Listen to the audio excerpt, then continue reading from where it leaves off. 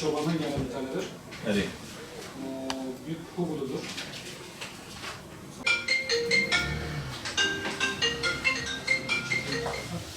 Alo.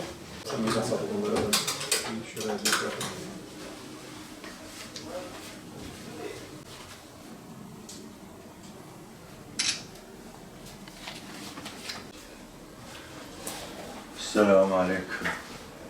Aleykümselam. Kuvvetle şöyle.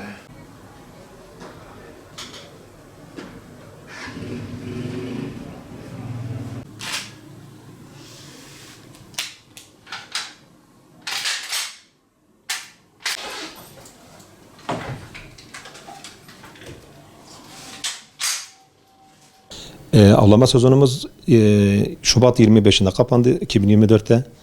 6-7 ay bir sürede avcılarımız dinlendi.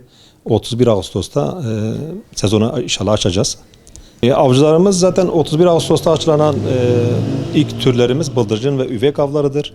Onları tek avlayabilirler. Onun dışında keklik, tavşana herhangi bir başka bir hayvana atış yapamazlar. Onları zaten avlayabilirler. Limitleri de bellidir onların.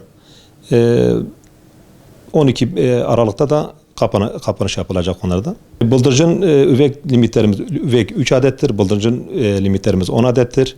Ondan sonra sezon 9. ayın 25'inde keklik tavşan açılacak. Keklik limiti 2 adettir. Tavşan limiti 1 adettir.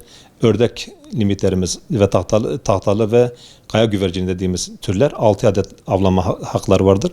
Onun dışında kesinlikle avlanması yasaktır. Bunlar günlük değil aslında. Çarşamba, cumartesi, pazar av günleridir. Onun dışında avcılarımız zaten ava çıkamıyor. Salı günü de var ama salı günü sadece domuz avı için açıktır. Resmi olarak bu avcılarımız av yapabilir ve kota sistemden randevu alarak avlarını yapabilirler. Onun dışında av yapamazlar. Yani bizim bölgemizde 9 tane avlağımız var. Yani avlak bölgeleri ayrı ayrı isimlerle ayrılıyor.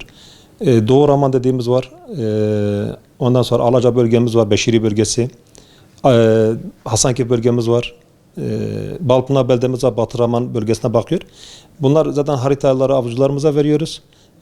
Ona göre av yapabiliyorlar. Kırmızı bölgelerimiz de var. Dağ keçisi bıraktığımız Doğu Raman devlet avlağımız var. Oraya devlet tarafından yani doğa koruma tarafından yaklaşık bir 6-7 senedir dağ keçisi bırakıldı. Yaklaşık bir 200-250 civarı da yani türü fazlalaştı yani öyle söyleyeyim. Tabii öncelikle kaçak avcılarımızı uyarayım. Lütfen kaçak avlanma yapmasınlar. Çünkü resmi belgeli avcımız hangi kuşu vuracak, kaç tane vuracak onlar eğitimli olduğu için biliyorlar. Ama kaçak avcı hangi tür önünden kalkarsa onu vuruyor. Limite bakmaz yani kaç tane önüne çıkarsa vurur.